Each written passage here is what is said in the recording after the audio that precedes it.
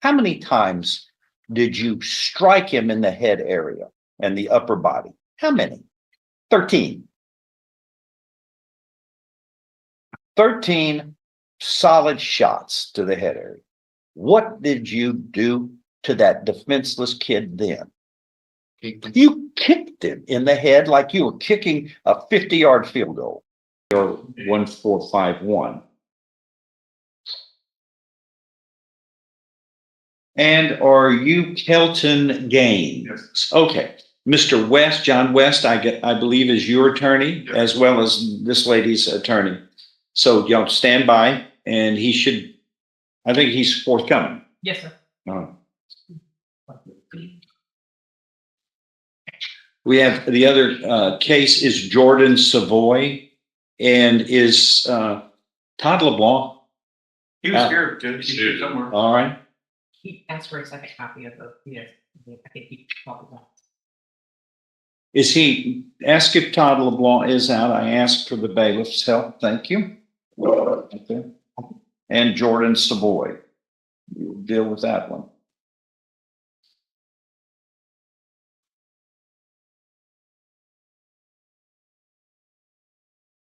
Speak with Mr. LeBlanc, right? Okay. Tell them when they're ready.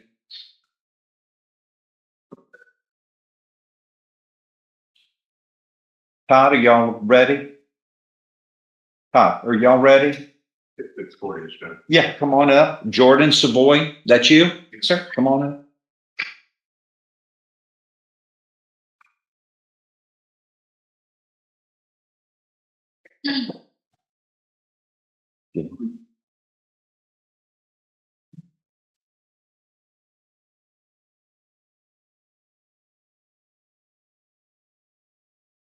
This post-sentence report was prepared, it states by Candy Banks, but are you here for the probation office? I'm gonna sign Mr. Savoy's case. Okay. Ms. Oh. Banks, did complete the. She prepared it, and you were going to be the probation officer? Yes, sir. Okay. You may sit down. No one stands behind the bar.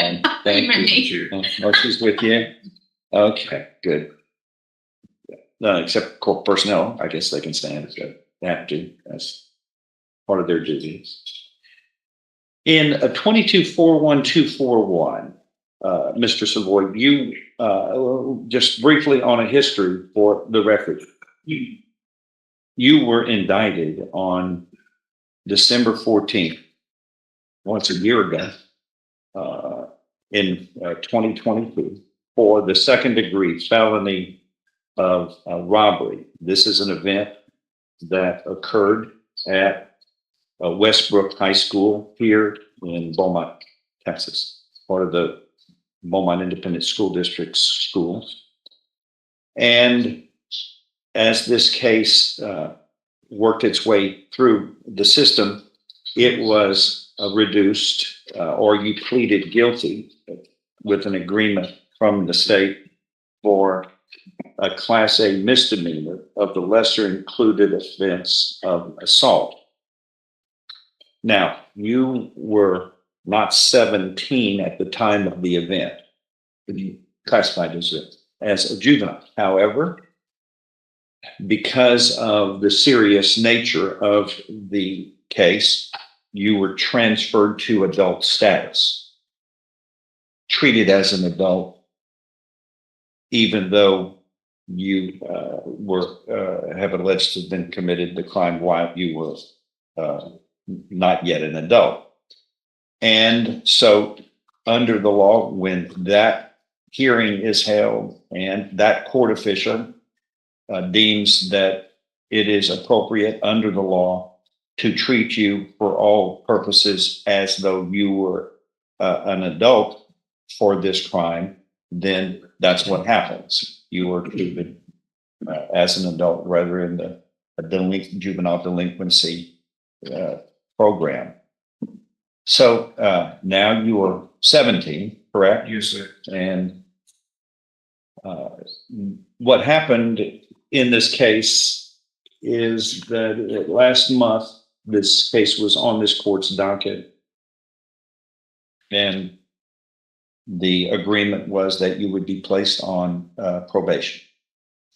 and the court did not have a pre-sentence report to work with, but under the circumstances that I was made aware of by the attorneys here, this case I felt like was most likely a case that probation would be in the best interests of all concerned. But conditions of probation, this court wasn't certain of until a post-sentence report was prepared by the probation office, like we normally have before us when we place somebody on probation. This court did feel like, under the serious nature of this case, and if it was going to proceed in the way of probation, the wisest thing to do was to move forward, place the defendant on probation, get him under supervision, and then come back later today for a review of the report and what other terms and conditions of probation are appropriate under these circumstances.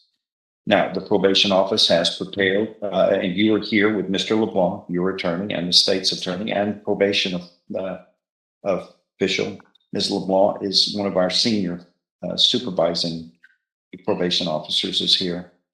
Have the parties had an opportunity to review this post-sentence report, and are there any changes or comments anyone wants to make to it? State. I have not seen it, Your Honor. I've just had to have a brief glance at the defense attorney real quick.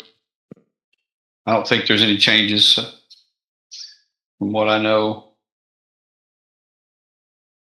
While he's reviewing that, Mr. LeBlanc, any changes you see? Judge, I have reviewed it. I don't see anything that needs to any changes or affections to it, Judge.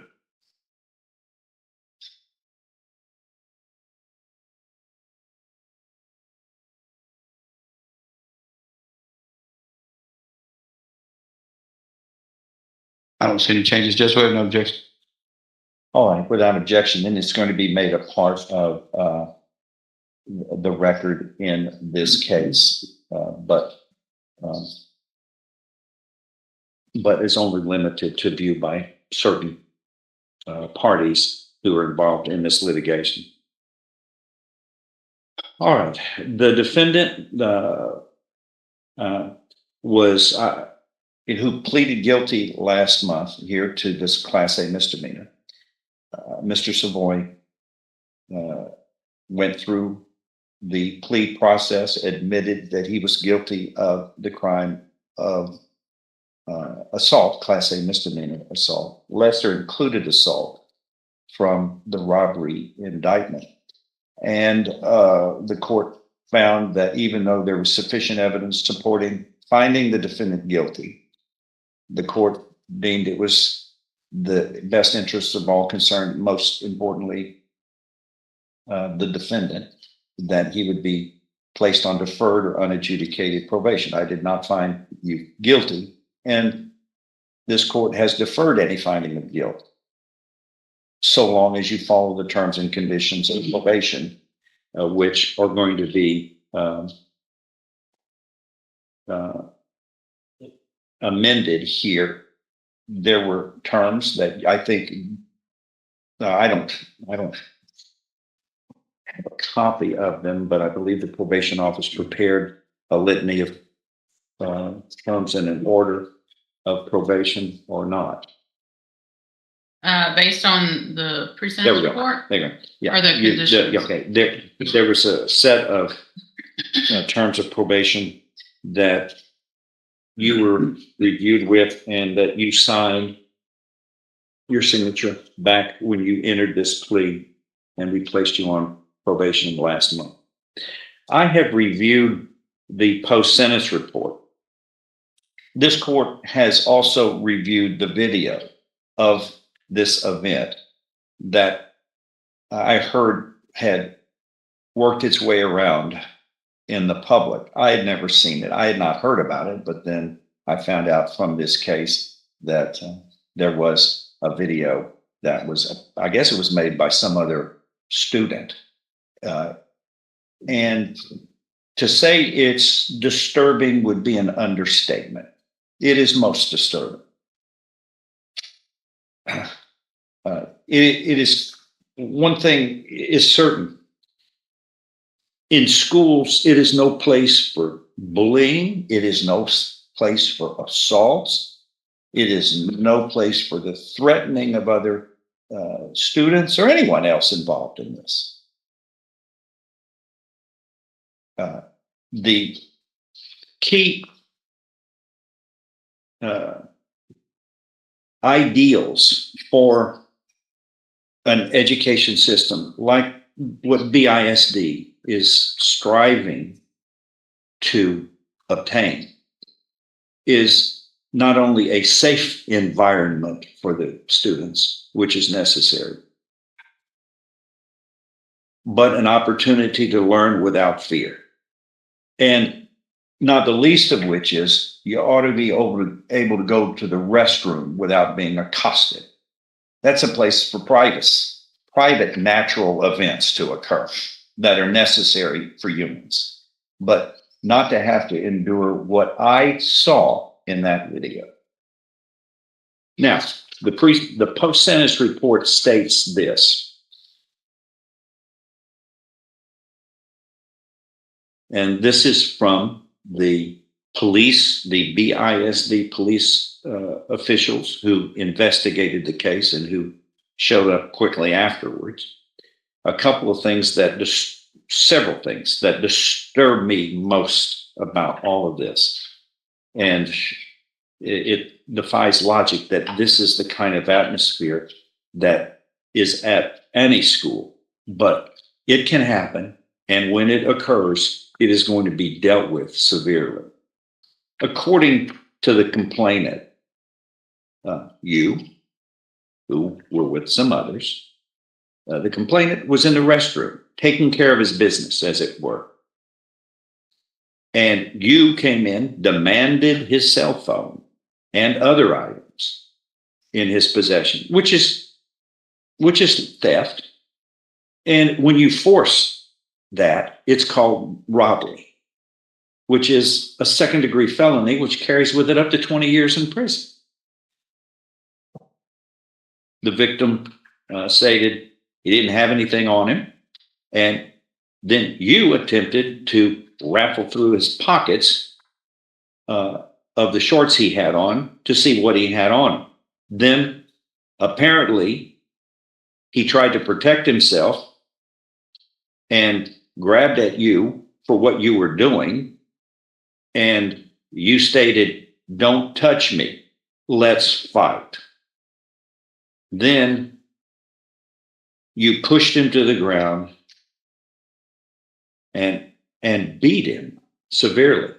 I saw the video from the district attorney's office. How many times did you strike him? And all he was doing was in a complete defensive position. He had you around your knee. He was holding one knee like this, trying to defend himself from your blows because he was on his knees. How many times did you strike him in the head area and the upper body? How many? All right.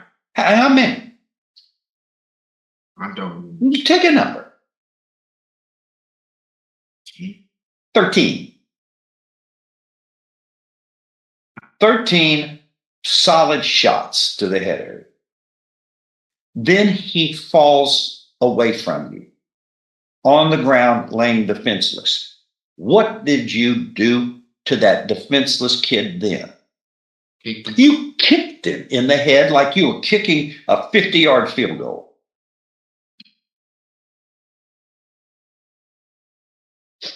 And then what did you do? Left him. And the others with you. So, police were called. And the nurse got there. It was very serious. They were attending to his lacerations. He had injury to his face that was bleeding. They looked for you. You're supposed to be in school, in class. You were there, but you hid out for 3 periods while they searched the campus. You were hiding out. Why would you hide? Unless that biblical proverb, guilty people flee when no man pursueth, but the righteous stand bold as a lion. That's in the Bible. You fled and you hid. And somebody had to take care of this mess with this kid. Oh. Now,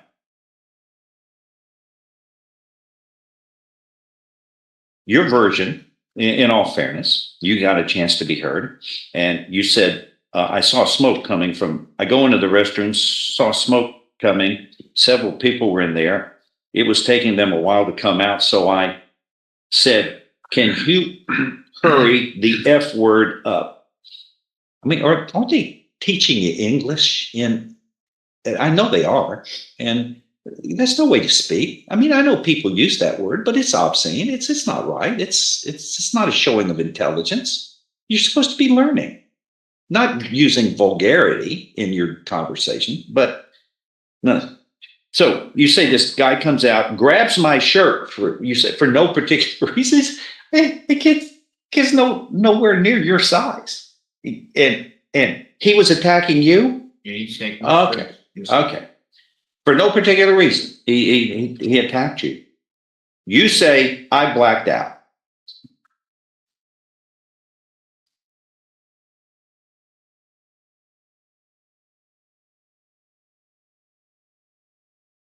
All right. Well, the fact of the matter is there's absolutely no comparison in size. There is no comparison with what I saw being done. You could have stopped after the first. If you felt like your life was threatened by someone who was holding your knee, grabbing your knee, trying to defend themselves, after once or twice striking him, you could have stopped because he wasn't striking him. He wasn't putting up a fight at all. I mean, it's clear, and everybody's seen it apparently, but me. I'm not a social media person, so but I've heard, everybody's seen it. That's the most atrocious thing we've ever seen. It is terrible to see. It frightens people that they are going to be sending their children to a school where this kind of hostility takes place. Well, BISD is concerned about that. And they're going to, I know those people to strive to be responsible people to make a safe learning environment for the kids there. But you're working against people like you work against that. You didn't have to strike him 13 times. And then while he is laying defenseless, you kick him in the head. He was no threat to you at all at any point in time I saw when I counted the 13 blows. It was like you're just an angry person who just wants to hurt other people. But I can guarantee you this, that there was nothing I saw that was a threat. And even if this were, he wasn't a threat. Apparently nothing appeared to be threatening during the 13 blows that you were striking, and you were, you're so much taller, bigger than him. And you were rearing back and throwing haymakers. I've been around. We all grew up in school, and you had bullies and people who would pick on little kids, and that's not right. And really, there was no threat. If he was ever a threat, according to you, there was no threat during the 13 blows and the kick to the head that I saw. That's very disturbing. You're lucky. He's lucky. I mean, you kick somebody in the head who's defenseless like that. I've had situations in here. Those people are in comas, and they're handicapped the rest of their life sometimes by blood clots to the head. I mean, it's a serious thing, but you knew that. That's why you hid out for 3 periods. Why would you hide out? If he was the one who was the aggressor, who was the one who was wrong? Why would you? Because you knew you had fouled up.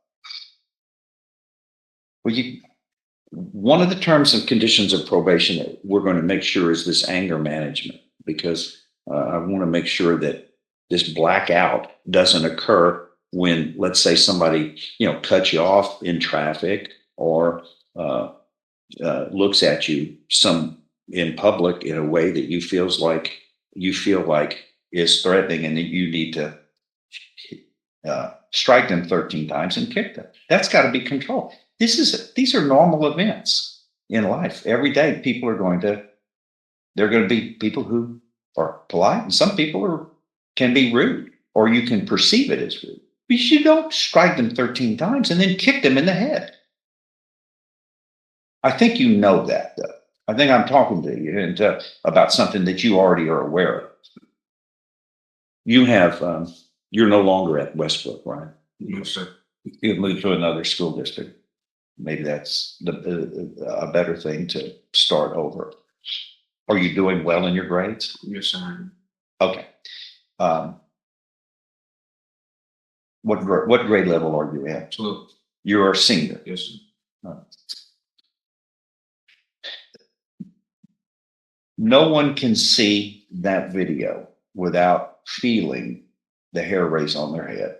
And having a child at a school, and like BISD or any other school, and seeing a child be beaten like that unmercifully, they cannot feel comfortable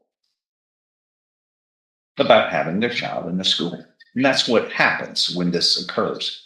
Then people begin to lose confidence. I don't want that. We have issues we're dealing with, and I think the school district is most concerned about the safety of their children so that they can have a safe learning environment. And I'm going to help them with that result. No one comes into this court and beats mercifully a human being like that and then kicks them in the head without going to jail. You're going to go to jail. I can put you in jail for up to 30 days. And that's what I'm going to order. Now, if it were me, I'd be upset about that. You don't seem too concerned. Have you ever been in jail before? Yes, sir. You have. Okay. Well, no wonder. That's what it. No one. It's supposed to be punishment, I guess. I hope it's considered as punishment. I would like it to people to think, oh, I don't want to go to jail, so I'm going to certainly conform my conduct to the law and peaceful coexistence with others. When were we in juvenile facilities before? Okay. I don't have that information before me, but people who are in front of me with an assault case, and I think this is reasonable and normal for all judges to see what we see in an unmerciful beating to another person who's a young kid who's trying to go to school. That can't be tolerated at all, number one. And number two, it is going to have some kind of punishment, which includes confinement. You're going to be sentenced. I can't sentence any Class A misdemeanor like in this to up to 30 days confinement in jail. I have talked to the sheriff, and there is a place in the jail where 17-year-olds are placed, which are away from the other adult population. And you are going to be sentenced then as a term of probation to 30 days confinement in the county jail. And anyone else who beats unmercifully a student in trying to go to school and get an education, I'm going to stand up for peace and a learning environment that's safe. You understand? And now you go to school during the day? Yes, sir. Okay. Well, going to jail for 30 days would kind of disrupt that ability to graduate, huh? Yes, sir. Okay. I can Judge, also, he's I in can- Houston. He's in Yeah, school. well, that's, all of those are decisions that are made by others, not me. My decisions are based upon the circumstances of this case, and maybe that's a good thing that you have moved to another school. But hopefully you have learned a valuable lesson from this, that assaults like this, unmerciful, you defend yourself, but you don't beat somebody. I mean, this is amazing and miraculous that the other person was not seriously injured. I'll do weekend time if that's what you are asking or not. I don't know. I would think that would be what somebody would probably want who's going to school during the weekday, because how's he going to, if he does 30 days, that's 4 weeks in a senior year. That's going to probably cause him to miss graduation. And, or do you care about an education? Is that something that's important to you, sir? Yes, sir. Well, it's got to be, you got to take your part in being peaceful and law abiding so others can share the education as well as you. Is that what y'all are asking for? That he do it in on weekends so that he can go to school during the week? Or Judge, not? first, let me note that, Judge, I prepared him for this. I've discussed it with him. And so that's part of his reaction is this isn't being a total surprise to him. He knows that this was an option. So that's maybe why his reaction is not such thought. That being said, She's not going if to the go court all will give day. me a chance to talk to him, because the holidays are coming up, so he has some time there. I don't know if he wants to do it every weekend, or how, if the court has given us an option, I would like to talk to him to find out so he can graduate. I will allow y'all to Give us a few minutes to, figure out what you would wish, but it's going to be some confinement. And I wouldn't want to be there 1 minute. I have to go to jail a lot, and I wouldn't want to be incarcerated for 1 minute, but this is necessary under, and he's not. this is not, set an example for you and for anyone else. The schools, we're going to apply punishment to help this education system be safe for all people. I mean, this is a blessing. I mean, it's the key to success. And everyone needs a safe environment so that they can focus on their studies.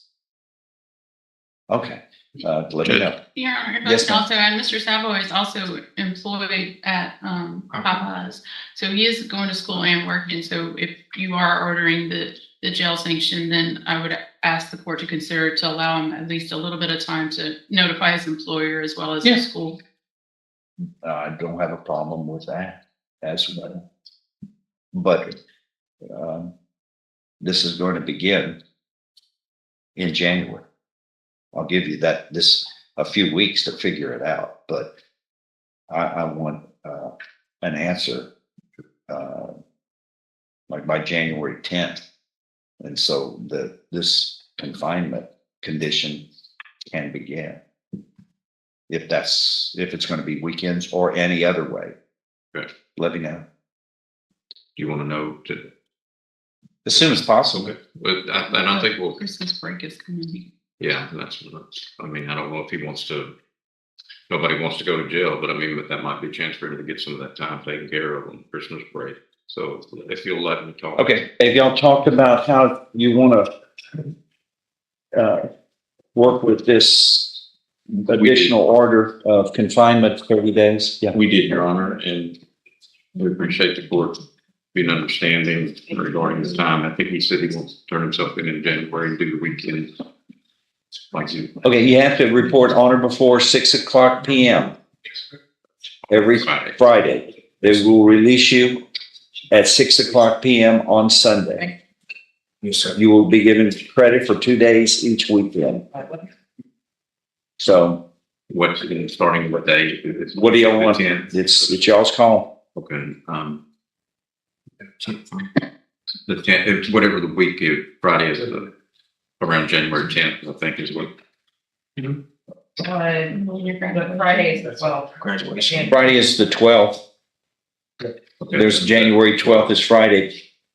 All right, Mr. Savoy, this will begin on January 12th, Friday. And you will begin those days of confinement, and those will be 15 successive weekends, unless the court is convinced that those should be shortened for good cause. Okay. Another condition of probation is make good grades and attend class, and do not pick fights. Defend yourself if necessary, always, if necessary. But there's a point where when you are defending yourself and the other person is no longer a threat.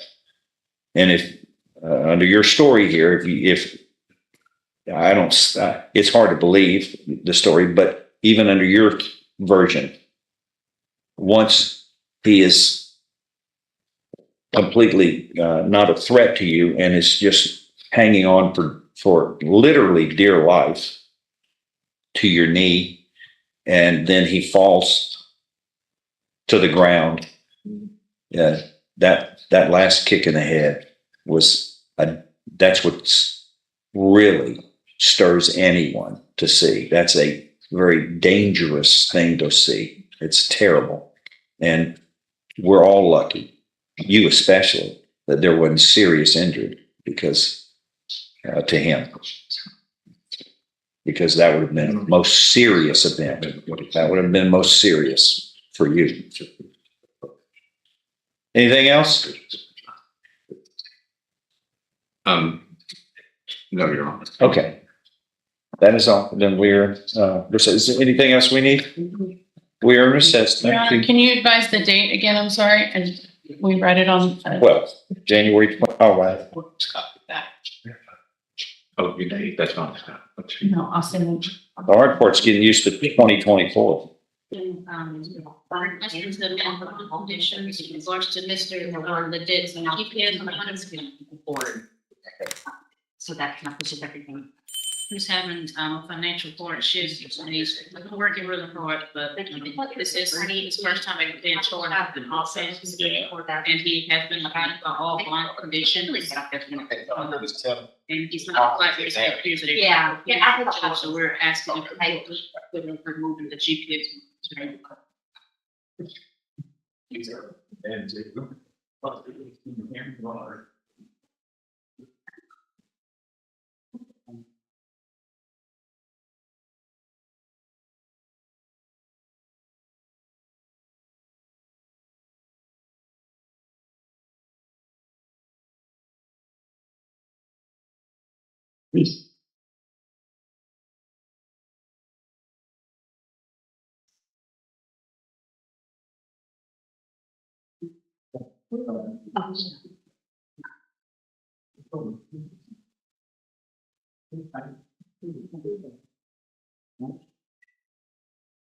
Say on this. I the one that did the bond conditions, and of course we get so many. I couldn't tell you exactly what they were until what the probable cause was, which is what I looked for. But it's a serious, very serious probable cause affidavit. That's right. And I mean, this is someone that really, well, heck, this happened a year ago on Christmas Eve. So, Yes, sir. so somebody's trying to go to the Dollar Tree, I guess, for something on Christmas Eve, and then they're accosted as they're leaving, exiting the Dollar Tree by two females, and it looks like two males are also involved. But what the defendant is alleged to have done here is there's an Almeida Ledette is someone that has his last name as well. Are y'all married? Sister. Your sister. Here, that's disturbing thing is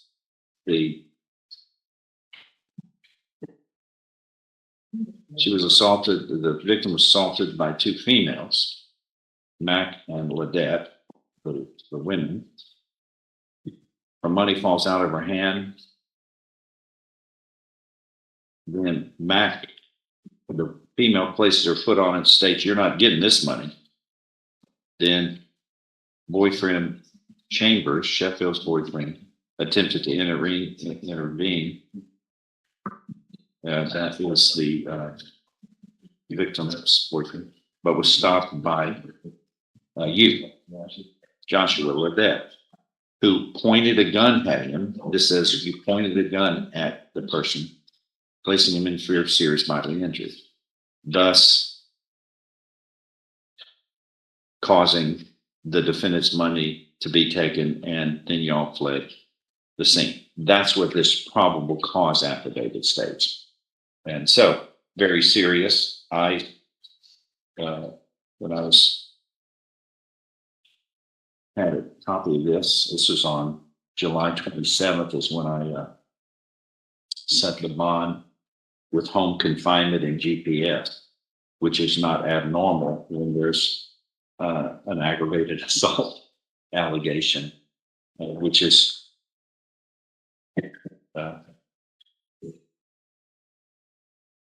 I mean, it's aggravated assault. It could have been aggravated robbery as well, but they elected to go aggravated assault, and that was a second degree rather than a first degree, but it certainly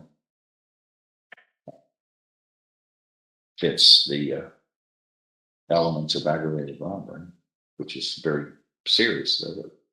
But anyway, yeah, there was a good reason so that this, we could, GPS is, so if something happens, we know where you are at all times.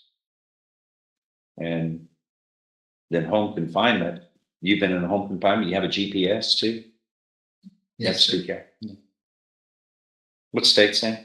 Judge, I'm asking that it stay the way that it is. I will remind the court that according to my information, when he was here on August 17th, that was basically his first appearance. He was asking for the court to release the GPS and the home confinement at that time. Your Honor, heard him out and actually lightened some of the restrictions to allow him to get a job at that time. Good. Did you get a job? Well, good. What are you doing? I work overnight at Home Depot. Okay. So, how much are you making? 15, 16 hours. Okay. Is it full time? Mhm. Okay. Well, that's about 40 grand. Yeah, 2,000 hours. So, it's a step in the right direction. But you're asking for the conditions to stay the same? Absolutely. Where are we headed on this? This position is, I guess, is the question. Defense I mean, a informed lot of that, trial. if it might be disposed of in a way that gives them a second chance kind of thing, then a lot of those kinds of things are handled through the probation office and are unnecessary by Yes, Your Honor. by somebody under supervision. Yes, Your Honor. And I think we've just about finished the discovery phase, and I'll consult with my client. I think we'll have an answer as to what he would like to do at the next announcement, and then we'll see. Okay, I'm not gonna change these yet, but why don't we do an announcement in 4 weeks? Why don't we do it expediently? And have you ever been in trouble before, sir? Ever? Okay. Well, maybe there's a way of handling this. Yes, sir. If everybody can agree. Mhm. I understand. The thing is what these conditions are substitute for supervision. That isn't happening. And if we can get something where it gives them another second chance, another bite of the apple, I feel better. Because he does have the GPS monitor with, and at that confined. See, he's allowed to work, but right now he's got to, and that works like a charm.